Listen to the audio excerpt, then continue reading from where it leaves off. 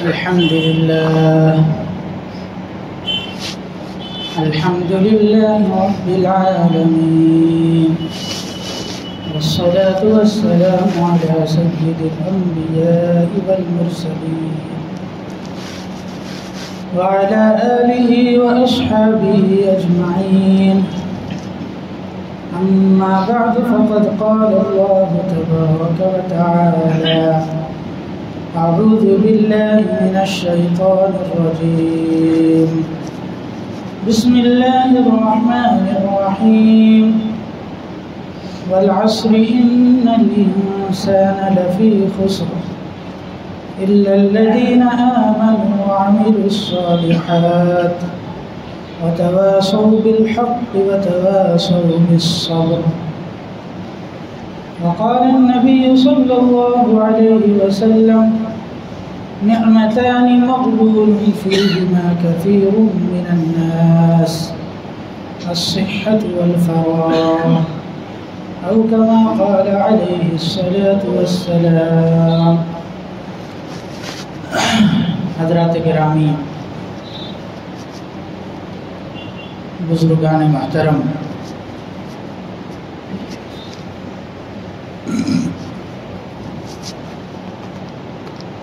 اللہ رب العزت نے ہم میں سے ہر ایک کو ایک متعین زندگی دے کر بھیجا ہے۔ اللہ کے رسول صلی اللہ علیہ وسلم نے ارشاد فرمایا: اعمار امتی ما بین 60 الی 70، میری امت کی عمریں 60 سے 70 سال کے درمیان۔ تو زندگی کا یہ ایوریج ہے کہ اوسطاً لوگوں کی عمریں اتنی ہوتی ہیں۔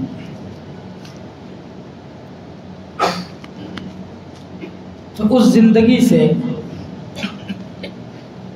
1 سال اور کم ہو گیا۔ اب نئے سال کی آمد ہے، لوگ خوشیاں مناتے ہیں، ناچ گانے کی محفلیں منعقد کرتے ہیں، شرابیں پیتے ہیں، زناکاری کرتے ہیں، بے حیائی کرتے ہیں، اور طرح طرح کے خرافات کے کام کیے جاتے ہیں نئے سال کے استقبال پر۔ حالانکہ زندگی کا 1 سال کم ہو گیا، تو اس پر خوشی کے بجائے ماتم کرنا چاہیے، افسوس کرنا چاہیے، اپنا محاسبہ کرنا چاہیے کہ اس سال ہم نے کتنا وقت صحیح کاموں میں خرچ کیا اور کتنا وقت غلط کاموں میں خرچ کیا، اور آئندہ کی زندگی کے لیے ایک عزم کرنا چاہیے اور ایک اچھا سا منصوبہ بنانا چاہیے۔ تو طریقہ تو یہ تھا۔ قرآن مجید میں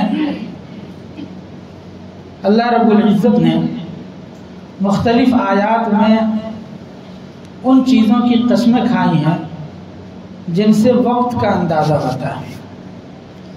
وَالَّذِي جَعَلَ اللَّيْلَ وَالنَّهَارَ خِلْفَةً لِمَنْ أَرَادَ أَن يَذَّكَّرَ أَوْ أَرَادَ شُكُورًا، وہی ہے جس نے رات اور دن کا ایک نظام بنایا، ایک کے بعد دوسرے کا، تاکہ جو شخص نصیحت حاصل کرنا چاہے یا شکریہ ادا کرنا چاہے وہ اس کی قدر کر سکے۔ کہیں پر اللہ نے رات کی قسم کھائی وَاللَّيْلِ إِذَا يَغْشَى، کہیں پر دن کی قسم کھائی وَالنَّهَارِ إِذَا تَجَلَّى، کہیں پر اللہ رب العزت نے وَالشَّمْسِ وَضُحَاهَا سورج کی قسم کھائی، وَالْقَمَرِ إِذَا تَلَاهَا چاند کی قسم کھائی۔ سورج بھی وقت پر دلالت کرتا ہے، چاند سے بھی وقت کا اندازہ ہوتا ہے۔ کہیں چاشت کے وقت کی قسم کھائی، اور کہیں جو ہے والضحیٰ چاشت کے وقت کی قسم، اور کہیں پر عصر کے وقت کی قسم کھائی والعصر ان الانسان لفی خسر، اور والعصر سے مکمل ایک پورا زمانہ بھی مراد لیا جا سکتا ہے، اور لیا مفسرین نے۔ کہیں پر صرف فجر کے وقت کی قسم کھائی والفجر ولیال عشر، کہیں پر 10 راتوں کی قسم کھائی۔ تو آپ پورے قرآن مجید کو کھنگالیں گے تو تو بے شمار آیتیں آپ کو ایسی ملیں گی جو وقت سے متعلق چیزوں کی قسمیں کھانے پر کو بتلاتی ہیں۔ ان آیات میں اللہ رب العزت نے جو الگ الگ چیزوں کی قسمیں کھائی ہیں، جہاں اس کی اور بہت سی حکمتیں ہیں، اس میں سے ایک بڑا مقصد یہ بھی ہے کہ لوگوں کو اللہ تعالیٰ متوجہ کرنا چاہتا ہے کہ عمر عزیز کے اوقات کو ضائع مت کرو اور اس کے ایک ایک لمحے کو تول تول کر کے خرچ کرو۔ جب انسان کی موت کا وقت آئے گا نا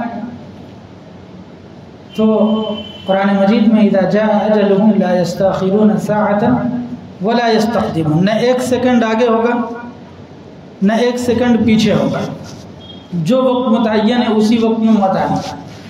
تو جب موت کا وقت آئے گا تو انسان اس وقت اور کسی چیز کی تمنا نہیں کرے گا سوائے اس کے کہ وہ اللہ تعالیٰ سے کہے گا رب ارجعون لعلی اعمل صالحا فیما ترکت، پروردگار ایک موقع دے دیجئے، ایک زندگی اور دے دیجئے تاکہ میں اس میں کچھ اچھے اعمال کر سکوں۔ اللہ تعالیٰ فرمائیں گے کلا انہا کلمۃ هو قائلها ومن ورائهم برزخ الى یوم یبعثون، ہرگز نہیں، یہ اللہ کا ضابطہ اور قانون نہیں ہے کہ جس کو ایک مرتبہ موت آ جائے اس کو دوبارہ نہیں بھیجا جا سکتا۔ تو اللہ رب العزت نے قرآن مجید کے ذریعے سے یہ پیغام دیا ہمیں اور آپ کو کہ ہم زندگی کے ان اوقات کی قدر کر لیں۔ والعصر کو اللہ تعالیٰ نے زمانے کی قسم کھا کر کے ارشاد فرمایا کہ سارے انسان خسارے میں ہیں، سارے انسان نقصان میں ہیں۔ ایک شخص کہتے ہیں کہ میں نے جو ہے سورہ والعصر کی تفسیر ایک برف بیچنے والے سے سمجھا کہ ایک آدمی جس کا سرمایہ برف ہو، وہ برف خریدتا ہے، صبح صبح مارکیٹ لے جا کر کے اس کو برف بیچنا ہے اور اس کے ذریعے سے نفع کمانا ہے، دوسرا کچھ آمدنی کا اس کا ذریعہ نہیں ہے۔ لیکن وہ برف خریدا اور برف خرید کر کے بازار میں بیچنے کے لیے جا رہا تھا تو اس نے دیکھا کہ ایک جگہ کچھ تماشا لگا ہوا ہے بندر کا، اور بندر کے تماشا دیکھنے میں مشغول ہو گیا، ادھر اس کا برف کیا ہو گیا، پگھل گیا، دھیرے دھیرے اس کا سرمایہ کیا ہو گیا، ختم ہو گیا، ضائع ہو گیا، اور وہ تماشا دیکھنے میں مشغول ہے۔ جب اس کا پورا برف پگھل گیا تو اس کو احساس ہوا کہ میں نے کس چیز میں اپنا وقت ضائع کیا، اب تو میرے پاس برف بھی نہیں ہے کہ میں اس کو بیچ کر کے کچھ پیسے لے جا کر کے اپنے گھر والوں کو دے دوں اور وہ اس کے ذریعے سے کم سے کم ایک وقت کی روٹی ہی کھا لیں۔ تو اب اس کو حسرت ہو رہی ہے، اب اس کو افسوس ہو رہا ہے کہ میری زندگی کا سرمایہ تو ختم ہو گیا۔ تو ٹھیک یہی حال اللہ تعالیٰ نے انسانوں کے ساتھ کیا ہے کہ اللہ نے وقت کا ایک سرمایہ دیا اس کو، اور اس سے زیادہ قیمتی سرمایہ کائنات میں کچھ بھی نہیں۔ علامہ جلال الدین سیوطی رحمۃ اللہ علیہ نے جمع الجوامع میں ایک حدیث نقل کی ہے کہ جب بھی سورج طلوع ہوتا ہے تو روزانہ یہ اعلان کرتا ہے من اراد ان یعمل خیرا فلیعملہ، کہ جو شخص یہ چاہتا ہو کہ کوئی خیر کا کام کر سکے، کوئی نیکی کا کام کر سکے، تو اسے چاہیے کہ وہ ضرور اس نیکی کے کام کو کرے۔ فَإِنِّي غَيْرُ مُكَرَّرٍ عَلَيْكُمُ الْيَوْمَ أَبَدًا، کیونکہ آج کے بعد میں پھر تمہاری زندگی میں کبھی نہیں آؤں گا۔ انسان کی صحت چلی جائے، دواؤں کے ذریعے سے واپس لائی جا سکتی ہے، دولت چلی جائے، محنت کر کے کما کر کے واپس لائی جا سکتی ہے، لیکن زندگی کا وہ ایک لمحہ جو گزر گیا وہ زندگی میں پھر دوبارہ کبھی لوٹ کر کوئی لوٹانا چاہے تو نہیں لا سکتا۔ لوگوں نے کہا نا کہ الوقت هو الحیاء، وقت ہی زندگی ہے۔ ایک بزرگ کا قول ہے انما انت ایام، تم تو ایک چند دنوں کا نام ہو۔ فاذا ذهب يوم ذهب بعضك، جب تمہاری زندگی کا ایک دن گزر گیا تو سمجھو تمہارے جسم کا اور تمہارے عضو کا ایک حصہ ختم ہو گیا۔ تو قرآن مجید سے بھی پتہ چلتا ہے، احادیث میں اللہ کے رسول صلی اللہ علیہ وسلم نے، امام بخاری رحمۃ اللہ علیہ نے کتاب الرقاق میں اور امام ترمذی رحمۃ اللہ علیہ نے کتاب الزہد میں ایک حدیث نقل کی ہے، نعمتان مغبون فیہما کثیر من الناس، کہ دو نعمتیں ایسی ہیں جس میں میری امت کے اکثر لوگ دھوکے میں پڑے ہوئے ہیں۔ ایک کیا ہے؟ الصحت، تندرستی، اور دوسری نعمت ہے والفراغ یعنی فارغ ہونا۔ تو صحت کے زمانے کی قدر نہیں کرتے، صحت کی قدر نہیں کرتے، بیماری آ جاتی ہے تب افسوس کرتے ہیں کہ کاش ہم صحت کے زمانے میں کچھ اچھے اعمال کر چکے ہوتے۔ اور صحت اللہ تعالیٰ کی ایسی بڑی نعمت ہے کہ لوگ اس کی قدر نہیں کرتے ہیں، حالانکہ صحت کی حفاظت واجب ہے، ضروری ہے کہ آدمی صحت کو ٹائم دے۔ آج ہر چیز کا ٹائم ہے انسان کے پاس، وقت بلا وجہ اپنے اوقات کو ضائع کرتے ہیں، لیکن اپنی صحت کے لیے اس کے پاس وقت نہیں، نہ اس کے پاس ورزش کے لیے وقت ہے، نہ اس کے پاس جو ہے ایسی کوئی کھیل کھیلنے کے لیے وقت ہے جس سے جسمانی ورزش ہوتی ہو۔ حالانکہ ہمارے بزرگوں کا معمول تھا، مولانا اشرف علی تھانوی رحمۃ اللہ علیہ کے بارے میں لکھا ہے کہ وہ روزانہ فجر کی نماز کے بعد اتنی دیر چلا کرتے تھے جتنی دیر میں وہ قرآن مجید کی ایک منزل کی تلاوت کر لیا کرتے تھے۔ ایک منزل جو ہے وہ شروع کی کم سے کم 7 پارے پر مشتمل ہے، تو آپ سوچئے کہ 7 پارہ قرآن مجید کی تلاوت کرنے میں کتنا وقت لگتا ہے۔ اور پھر حضرت کے تلاوت کا جو انداز تھا وہ یہ نہیں تھا کہ بس جس طرح ایک حافظ ایک رو میں بہہ کر کے تلاوت کرتا چلا جاتا، نہیں، وہ قرآن مجید کی آیات پر تدبر کرتے تھے، غور و فکر کرتے تھے، اور پھر اس کے بعد اگر کوئی پوائنٹ علمی کوئی نقطہ اللہ تعالیٰ نے ذہن میں ڈالا تو ایک ڈائری اور پین رکھتے تھے اور اسی وقت اس کو لکھ لیا بھی کرتے تھے اور تفریح بھی کرتے رہتے تھے۔ تو آپ یہ سوچئے کہ کم سے کم 2 گھنٹے اس میں صرف ہوتے ہیں، اور یہ روزانہ کا معمول تھا، کبھی اس میں تخلف نہیں ہوتا تھا کہ کبھی اس سے رک جاتے ہیں۔ تو یہ تھی زندگی۔ ایک بزرگ سے کسی نے کہا کہ حضرت آپ جو ہے صبح فجر کی نماز کے بعد اشراق نہیں پڑھتے ہیں اور لاٹھی لے کے ٹہلنے کے لیے نکل جاتے ہیں۔ تو انہوں نے کہا کہ تم اشراق پڑھ کے کتنا ثواب کماتے ہو؟ اشراق ظاہر ہے نفل نماز ہے، تو کتنا کما لیتے ہو؟ کہ اشراق کے تو بڑی فضیلت ہے، کہ نفل کی فضیلت کتنی بھی زیادہ ہو جائے وہ واجب سے نہیں بڑھ سکتا۔ میں جو جاتا ہوں روزانہ، تو ڈاکٹروں نے یہ کہا کہ آپ کے لیے چلنا ضروری ہے، واجب ہے آپ کی صحت کے لیے، اور اگر آپ نہیں چلیں گے تو آپ بیمار ہو جائیں گے، تو میں اپنی صحت کی حفاظت کے لیے چلتا ہوں، اور یہ چلنا میرے لیے واجب ہے، تو میں زیادہ ثواب کما رہا ہوں یا تم زیادہ ثواب کما رہے ہو؟ آپ سوچئے، بظاہر آپ لوگوں کو عجیب سی بات لگے گی کہ چلنے میں کیسے ثواب ملے گا؟ جی ہاں، ایک مسلمان کا کوئی بھی کام اگر اچھی نیت سے کیا جائے تو وہ دین بنتا ہے، وہ عبادت بنتی ہے۔ یہ تو ہم نے دین اور دنیا کی تقسیم کر لی، کچھ نیکیوں کو ہم نے سمجھا کہ یہ دین ہے، نماز پڑھنے کو دین سمجھا، روزہ رکھنے کو دین سمجھا، اور باقی دوسری چیزوں کو دین سے نکال دیا، اس کو دنیا سمجھتے ہیں۔ تجارت کو ہم دنیا سمجھتے ہیں، صحت کی حفاظت کو دنیا کی چیزیں سمجھتے ہیں، حالانکہ یہ عین دین ہے۔ تو صحت کے حوالے سے اکثر لوگ دھوکے میں پڑے، اس کا خیال نہیں کرتے۔ اور دوسری چیز کیا ہے؟ الفراغ، ٹائم کے حوالے سے، آج کر لیں گے، کل کر لیں گے، پرسوں کر لیں گے۔ تو عمر بن عبد العزیز رحمۃ اللہ علیہ سے اگر کوئی کہتا تھا کہ یہ کام کل کر لیجئے گا، تو کہتے تھے کہ وقت بہت مختصر ہے، اور کل جو کام کرنا ہے وہ بھی تو کرنا ہے نا، تو ایک دن میں 2 دن کا کام کیسے کر سکتا ہوں؟ ایک دن میں 2 دن کا کام، کیونکہ کل آج جو کام نہیں کروں گا وہ کام بھی کرنا ہوگا، اور کل جو کرنا ہے وہ بھی کرنا ہے، تو ایک دن میں 2 دن کا کام میں کیسے کر سکتا ہوں؟ تو یہ تھے ہمارے اکابر جو ہمیں وقت کی احتیاط سکھایا کرتے تھے۔ اور حدیث میں اس سلسلے میں جو ہے بڑی تاکید ہے، یہ اغتنم خمسا قبل خمس، 5 چیزوں کو 5 چیزوں سے پہلے غنیمت سمجھو۔ اس میں ایک یہ ہے کہ حیاتک قبل موتک، کہ تم اپنی موت سے پہلے زندگی کو غنیمت سمجھو۔ انسان سوچتا رہتا ہے کہ ابھی تو بہت زندگی پڑی ہے، اور پھر کسی بھی وقت اچانک موت آ جاتی ہے اور دنیا سے اسی طرح رخصت ہو جاتا ہے۔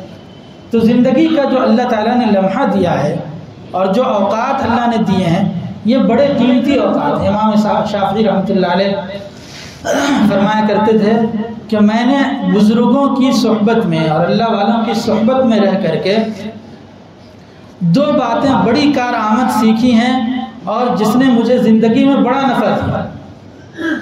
اب امام شافعی جیسے عالم کو بھی اللہ والوں کی صحبت کی ضرورت تھی. آج ہم لوگ اگر اس کا انکار کریں اور اس کی اہمیت کو نہ سمجھیں تو یہ ہماری جو ہے نادانی اور بیوقوفی کہی جا سکتی ہے. حضرت امام احمد ابن حنبل 4 بڑے اماموں میں سے ایک امام ہیں، اور حضرت بشر حافی رحمۃ اللہ علیہ کے پیچھے پیچھے گھومتے تھے، ان کی مجلس میں شریک ہوا کرتے تھے. کسی نے کہا حضرت بشر حافی تو ایک عام آدمی ہے اور عالم بھی نہیں ہے، آپ تو عالم ہیں اور اتنے بڑے امام ہیں، آپ ان کے پیچھے کیوں گھومتے ہیں؟ تو انہوں نے جواب دیا، بہت پیارا جواب تھا. انہوں نے یہ کہا کہ میں اللہ کی کتاب کو جانتا ہوں اور بشر حافی اللہ کو جانتے ہیں. ان کے پاس اللہ کی معرفت ہے اور میرے پاس اللہ کی کتاب کی معرفت ہے، تو میں اللہ کی معرفت حاصل کرنے کے لیے بشر حافی کے پاس گیا. تو خیر امام شافعی رحمۃ اللہ علیہ نے یہ فرمایا کہ بزرگان دین اور صوفیہ کی صحبت سے مجھے جو 2 چیزیں حاصل ہوئی، اس میں ایک یہ تھی الوقت سیف قاطع ان لم تقطعه یقطع، کہ وقت جو ہے ایک ایسا تلوار ہے کاٹنے والا کہ اگر تم نے اس کو نہیں کاٹا تو وہ تم کو کاٹ دے گا. اب ایک وقت یہ ہے، آپ جمعہ کے وقت آئے ہیں اور آپ یہ سوچ رہے ہیں کہ ہم کو کچھ قیمتی باتیں ملیں گی تو اس کے ذریعے سے ہم اپنی زندگی کو، تو اس وقت کو آپ کاٹ رہے ہیں. یہ آپ کا مفید وقت ہے، آپ کا قیمتی وقت ہے کہ آپ کو دین سے متعلق اور اپنی زندگی سے متعلق کچھ اچھی اور مفید باتیں مل رہی ہیں. اگر یہ وقت آپ یہاں نہ گزارتے، کہیں اور گزار رہے ہوتے تو وہ وقت گزر جاتا کہ نہیں گزر جاتا؟ وہ وقت بھی گزر جانا تھا. تو وقت یا تو اچھے کام میں گزرے گا یا برے کام میں. اب انسان پر منحصر ہے کہ وہ اس کو اچھے کاموں میں گزارتا ہے یا خراب کاموں میں گزارتا ہے. اور دوسری چیز جو میں نے بزرگوں کے صحبت سے سیکھی وہ یہ تھی کہ نفس کو اگر اچھی چیزوں میں نہیں لگاؤ گے تو وہ تمہیں بری چیزوں میں لگا دے گا. تو نفس کی خواہشات ہیں، یا تو آپ اس کو عادی بنائیں. نفس کا معاملہ یہ ہے کہ آپ اس کو جس چیز کا عادی بنائیں گے وہ اس چیز کا عادی بن جائے گا. آپ کم کھانے کے عادی بنائیں گے تو کم کھانے کی عادت لگ جائے گی. کم سونے کی عادت ڈالیں گے تو کم سونے کی عادت ڈالے گی. آپ روزانہ 10 کلومیٹر چلنے کی عادت ڈالیں تو اس کی عادت ڈل جائے گی. اور اگر آپ روزانہ جو ہے 5 گھنٹے سونے کی عادت ڈالیں تو اس کی عادت ہو جائے گی. تو جس چیز کی عادت آپ ڈالیں گے وہ چیز کی عادت نفس کو ہو جاتی ہے، اور چند دنوں کی محنت اور مشقت سے وہ چیز عادت میں شامل ہو جاتی ہے، بشرطے کہ آدمی اس کو نفس کو اپنے آپ کو عادی بنائے کہ مجھے ان چیزوں کا اپنے آپ کو عادی بنانا ہے. تو اگر وہ ایسا کرتا ہے تو اللہ کے رسول صلی اللہ علیہ وسلم سے زیادہ مصروف زندگی کس کی ہوگی؟ آپ صلی اللہ علیہ وسلم کو کتنے کام تھے. امامت کی ذمہ داری ہے، وفود آتے ہیں اس کی ذمہ داری ہے. اللہ کے راستے میں خود اپنی زندگی میں 27 مرتبہ جو ہے خروج کیا ہے اور اللہ کے راستے میں جہاد کے لیے نکلے ہیں. اور پھر لوگوں کو تعلیم و تعلم کی ذمہ داری ہے. 1-2 بیوی نہیں 9 بیویاں حضور کی موجود ہیں اور ان سب کو ٹائم دینا ہے. اور کسی بیوی کو یہ شکایت نہیں ہے کہ اللہ کے رسول ہمیں ٹائم نہیں دیتے ہیں. ایک بھی بیوی کے پاس یہ عذر نہیں تھا کہ وہ یہ کہہ سکے. تو اتنے کام کرنے کے بعد قضا کی ذمہ داری الگ، لوگوں کے معاملات کو حل کر رہے ہیں، لوگوں کو مسائل بتا رہے ہیں، فتویٰ دے رہے ہیں، تو سارے کام کر رہے ہیں خود ہی. لیکن اس کے باوجود اپنے گھر کا ایسا ٹائم ٹیبل بنایا تھا کہ باضابطہ ایک وقت نصیحت کے لیے بھی رکھا ہوا تھا، اور پھر عصر کی نماز سے لے کر کے مغرب کی نماز تک کا جو وقت ہے وہ آپ صلی اللہ علیہ وسلم تمام ازواج مطہرات کے گھر ایک چکر ضرور لگایا کرتے تھے اور ہر ایک کے گھر جا کر کے خبر خیریت دریافت کیا کرتے تھے. تو آج ہمارے پاس ایک بیوی ہے، اس کو بھی ٹائم نہیں دیتے. ہم گھر میں داخل ہوتے ہیں اور موبائل میں وقت گزرتا ہے. تو ہمارا زیادہ تر وقت جن چیزوں میں گزرتا ہے وہ اکثر فضول چیزوں میں گزرتا ہے. میں نے اپنے جاننے والے سرکل میں موبائل لے کر کے جب تحقیق کیا کہ زیادہ تر وقت ہمارا کن چیزوں پہ گزرتا ہے، تو میں نے اکثر فیس بک پہ ایک آپشن آتا ہے یور ٹائم آن فیس بک، کہ آپ نے فیس بک پر کتنا وقت گزارا. صرف فیس بک پر، اس کے علاوہ جو اور سوشل سائٹس ہیں اس کو چھوڑ دیجیے، آپ انسٹاگرام کو چھوڑ دیجیے اور دوسری چیزوں کو چھوڑ دیجیے، صرف فیس بک پر. تو ایوریج جو ٹائم تھا وہ 3 گھنٹہ ہے. 3 گھنٹہ صرف فیس بک پہ گزر رہا ہے. یہ ہے حاصل کیا ہے اس کا؟ پیسے مل جاتے ہیں. یا کوئی چیز کوئی علم حاصل کرتے ہیں، بس وہ ایسے انگلی چلتی رہتی ہے اور وقت ہمارا ضائع ہوتا رہتا ہے۔ تو یہ صورتحال ہے۔ اور ان تمام چیزوں کے باوجود آپ جس سے بھی پوچھیں کہ آپ کے پاس وقت ہے تو وقت نہیں ہے، یعنی خالی بھی ہے اور وقت بھی نہیں ہے۔ یہ عجیب لمحہ فکریہ۔ ایک مرتبہ ایک صاحب جو ہے وہ ٹرین کی پٹری کے بازو میں جو ہوتا ہے چین لگا دیتے ہیں ٹرین کے گزرنے کے لیے، تو کچھ انگریز آئے ہوئے تھے تو دیکھا کہ بعض لوگ سر پہ یہ کندھے پر سائیکل اٹھا کر کے پٹری پار کر کے جا رہے ہیں۔ لوگوں کو حیرت ہوئی کہ اتنے ماشاءاللہ یہاں کے لوگ اتنے ٹائم ٹیبل کی اہمیت سمجھتے ہیں کہ ٹرین کے آنے کا بھی انتظار نہیں کر رہے ہیں اور سائیکل کو اٹھا کر کے جا رہے ہیں۔ آخر کتنے قیمتی لوگ ہوں گے یہ۔ آگے جا کر کے دیکھا تو بندر کا تماشا دیکھ رہے تھے۔ تو یہ صورتحال ہے، یہ المیہ ہے۔ اللہ کے رسول صلی اللہ علیہ وسلم، اچھا جمعہ کا دن زیادہ قیمتی ہے نا دوسرے دنوں کے مقابلے میں، لیکن ظہر کی نماز 4 رکعت ہے، جمعہ کی نماز 2 رکعت رکھی گئی۔ اللہ کے رسول صلی اللہ علیہ وسلم چونکہ جمعہ کے دن خطبہ بھی ہے تو وہ اس خطبے کو 2 رکعت کے قائم مقام قرار دیا گیا، اور جمعہ کے دن کو جمعہ کی نماز 2 رکعت تو گویا 4 رکعت کے برابر ہو۔ اور اللہ کے رسول صلی اللہ علیہ وسلم نماز بھی معتدل، حضرت جابر بن سمرہ فرماتے ہیں اللہ کے رسول صلی اللہ علیہ وسلم کی نماز بھی معتدل ہوتی تھی اور خطبہ بھی معتدل ہوتا تھا۔ تو امامت کا مسئلہ، چونکہ عورتوں کا مسئلہ، عورتیں بھی اس زمانے میں نماز پڑھا کرتی تھی حضور کے پیچھے، تو اللہ کے رسول صلی اللہ علیہ وسلم نماز کو مختصر کر دیا کرتے تھے۔ بسا اوقات بچوں کے رونے کی آواز آتی تو آپ نماز کو مختصر فرما دیتے تھے۔ اور فرض نماز کے بارے میں ضابطہ بھی یہ ہے کہ وہ جتنی مختصر ہو سکے اتنی مختصر پڑھانی چاہیے۔ اپنی نفلی نماز پڑھنی ہے آپ پڑھیے جتنا پڑھنا ہے، رات بھر نفل پڑھیے، کون روکتا ہے؟ لیکن فرض نماز میں چونکہ ہر طرح کے لوگ ہوتے ہیں، بوڑھے بھی ہوتے ہیں، معذور بھی ہوتے ہیں، کچھ جو ہے کھڑے ہونے کی صلاحیت نہیں رکھتے، تو ان کی رعایت کرنا بھی ضروری ہوتا ہے۔ تو اللہ کے رسول صلی اللہ علیہ وسلم مختصر نماز پڑھاتے تھے تاکہ، تو اس میں ایک حکمت یہ بھی ہے کہ ان کے وقت کا خیال رکھا کرتے تھے۔ تو اسلام میں وقت کی بڑی اہمیت ہے، اور وقت ہی زندگی ہے۔ اگر یہ زندگی ہمارے ہاتھ سے نکل گئی تو ہمارے پاس کیا بچا؟ علامہ شبلی رحمۃ اللہ علیہ نے اپنا ایک شام کا اور مصر کا کے سفر نامے کا واقعہ لکھا ہے کہ ایک مرتبہ جو ہے میں واپس آ رہا تھا تو 10 مئی کی صبح کو ایک ہنگامہ ہوا اور اس سے بڑا خطرہ لاحق ہوا۔ مشہور ہو گیا کہ جہاز کا انجن ٹوٹ گیا ہے، اور واقعی ٹوٹ گیا تھا۔ تو میں اس وقت جو ہے بہت پریشان، تو ایک انگریز تھے اس وقت غیر مسلم، مسٹر آرنلڈ اس کا نام تھا۔ تو جب میں جہاز کا انجن ٹوٹ گیا تو کپتان بھی گھبرائے ہوئے تھے اور سارے لوگ افراتفری کے شکار تھے، تو میں ان کے پاس گیا تو وہ دیکھا کہ ایک کتاب کا مطالعہ کر رہے تھے۔ میں نے کہا آپ کو کچھ خبر بھی ہے؟ کہا کہ ہاں انجن ٹوٹ گیا۔ تو کہا آپ کو کوئی بے چینی اور گھبراہٹ نہیں ہے؟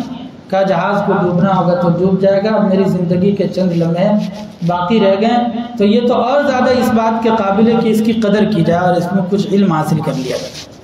یہ غیر مسلم کی زندگی کا وہ تھا۔ ہم لوگ اس بات، حالانکہ یہ چیز ہمیں اپنانے کی ضرورت تھی، اس چیز کو جو ہے ہمیں حاصل کرنا چاہیے تھا، لیکن ایک غیر مسلم نے جو ہے اس کو اپنایا۔ اور انگریز دنیا میں جتنے لوگوں نے بھی کامیابی حاصل کی ہے اور ترقی کے منازل انہوں نے طے کیے ہیں، ان کی زندگی کا حاصل یہی ہے کہ وہ ہر چیز وقت کے حساب سے کرتے تھے۔ ایک مسلمان جب انگریزی ملکوں کا سفر کر کے آیا تو اس نے اپنا تاثر یہ دیا کہ انگریز عشق بھی کرتے ہیں تو ٹائم ٹیبل دیکھ کر کے کرتے ہیں، یعنی عشق بھی کرتے ہیں تو ایک نظر ان کی گھڑی پہ ہوتی ہے، یا بسا اوقات الارم لگا لیتے ہیں تاکہ جو ہے زیادہ وقت اس میں ضائع نہ ہو۔ تو یہ صورتحال ہے۔ تو ہمیں اپنے وقت کی قدر کرنی چاہیے، اپنے وقت کو صحیح کاموں میں استعمال کرنا چاہیے، مفید کاموں میں استعمال کرنا چاہیے۔ ہارون رشید کے زمانے میں ایک شخص نے اجازت چاہی کہ میں کوئی کرتب دکھانا چاہتا ہوں، تو کہا ٹھیک ہے اجازت ہے۔ تو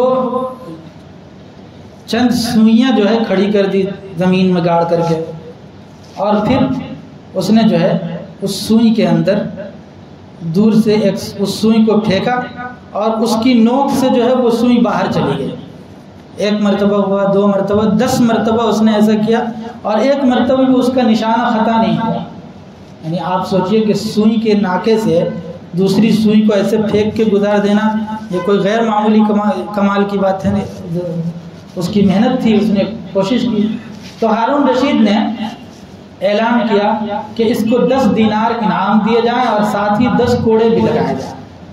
تو لوگوں نے حضرت سے وجہ پوچھی کہ 10 دینار انعام کس بات کے اور 10 دینار کو 10 کوڑے کس چیز کی سزا؟ تو کہا 10 دینار تو انعام اس بات کے ہے کہ اس نے جو ہے غیر معمولی صلاحیت دکھائی ہے اس میں، اور اس نے بڑی محنت کر کے یہ چیز حاصل کی ہوگی. لیکن 10 کوڑے اس لیے اس کو لگائے جائیں کہ ایسی چیز میں اپنی صلاحیت کو خرچ کیا جس کا دین میں کوئی فائدہ نہیں، نہ دنیا میں کوئی فائدہ. اس کا دین میں کوئی فائدہ یا دنیا میں کوئی فائدہ تھا. تو ایسی چیز کے پیچھے اپنی صلاحیت کو کیوں ضائع کیا اس نے؟ اس لیے ہم نے اس کو یہ سزا سنا دی.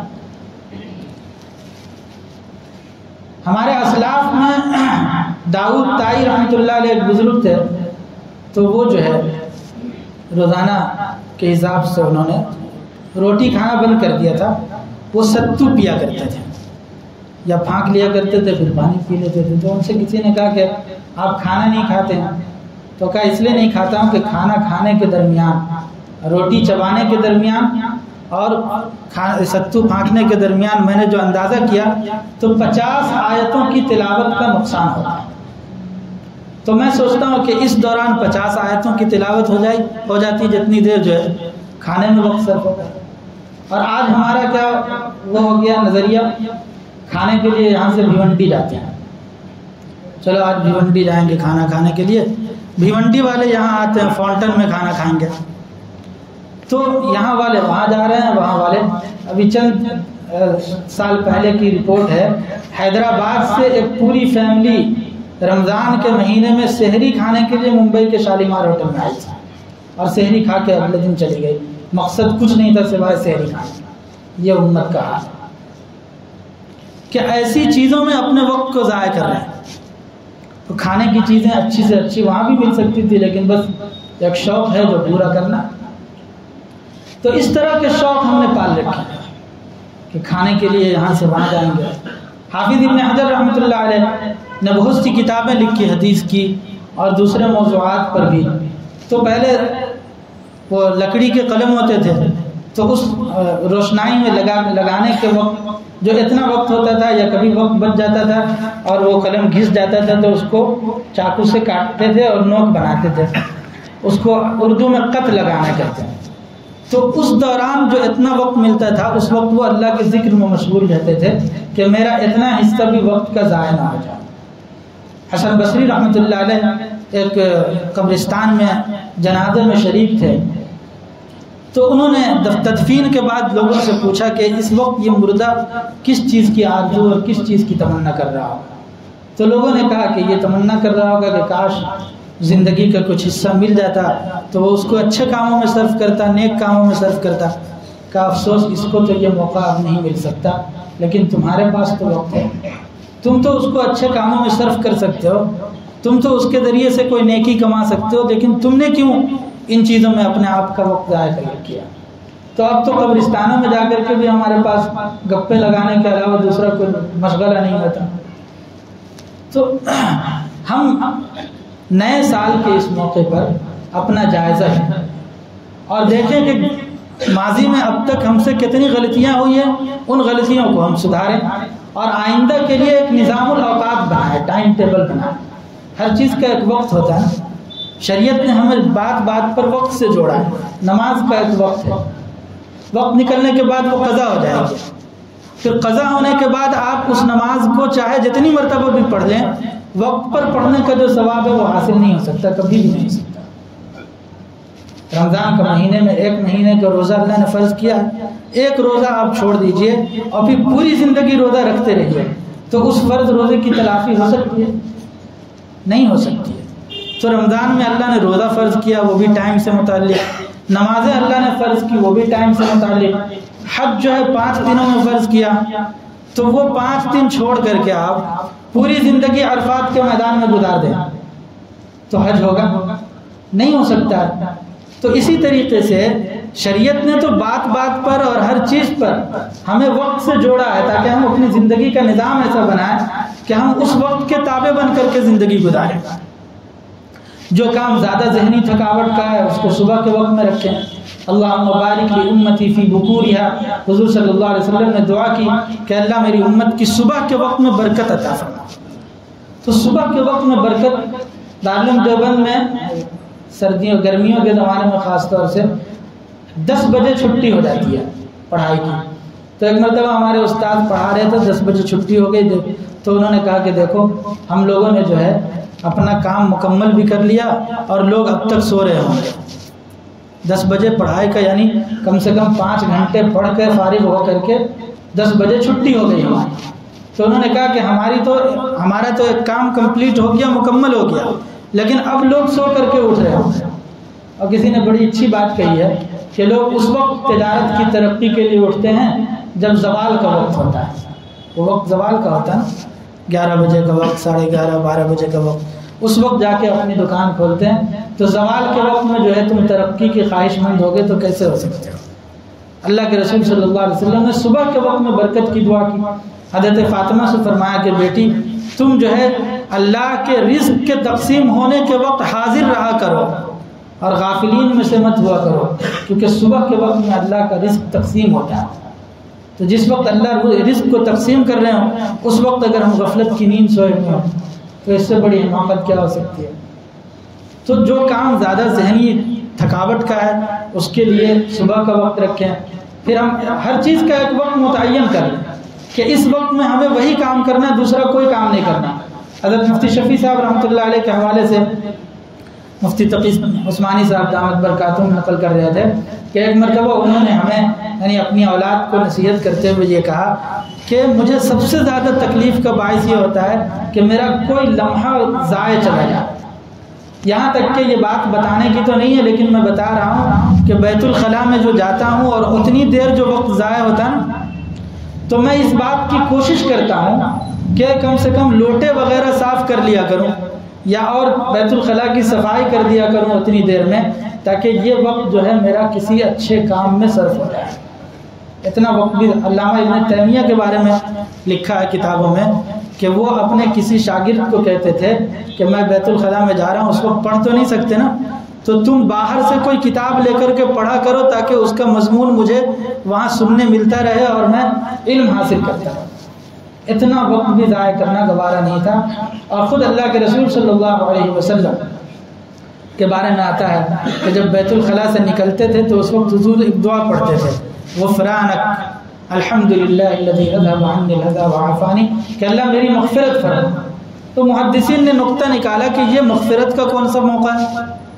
یعنی بیت الخلاء سے آدمی اپنی ضرورت سے فارغ ہو کر کے نکلا ہے تو یہ کون سا موقع ہے جس وقت اللہ سے معافی مانگی جائے؟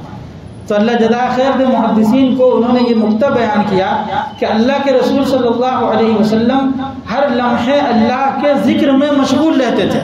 کان یذکر اسم اللہ فی کل احیان، ہر وقت ہر لمحہ اللہ کے ذکر میں مشغول رہتے تھے۔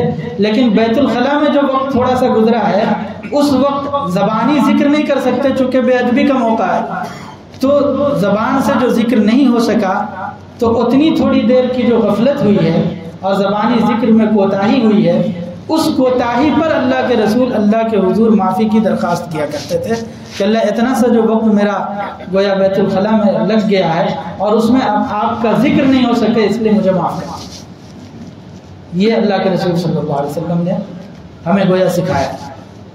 امام ابو داؤد رحمۃ اللہ علیہ انہوں نے 5 لاکھ حدیثوں کا انتخاب کر کے 5 لاکھ حدیثوں کا انتخاب کر کے 4800 حدیثوں کو جمع کیا اپنی سنن ابو داؤد کے اندر، اور پھر ان حدیثوں کا خلاصہ اسلام کی جو اساس اور بنیاد قرار دیا وہ 4 حدیثوں کو کیا ہے۔ ان میں سے ایک حدیث ہے من حسن اسلام المرء ترکہ ما لا یعنی، آدمی کے اسلام کی خوبصورتی یہ ہے کہ وہ ایسی چیزوں کو چھوڑ دے جس میں نہ اس کے دین کا فائدہ ہو نہ دنیا کا فائدہ۔ تو آئیے نئے سال کے اس موقع پر ہم یہ عہد کریں کہ ہر کام کو ایک ٹائم ٹیبل کے حساب سے اور ٹائم ٹیبل مینیج کر کے کریں گے اور اپنی زندگی کے کسی لمحے کو ضائع کرنے سے بچیں گے۔ اللہ تعالی ہم سب کو عمل کی توفیق عطا فرمائیں۔ وآخر دعوانا ان الحمد للہ رب العالمین۔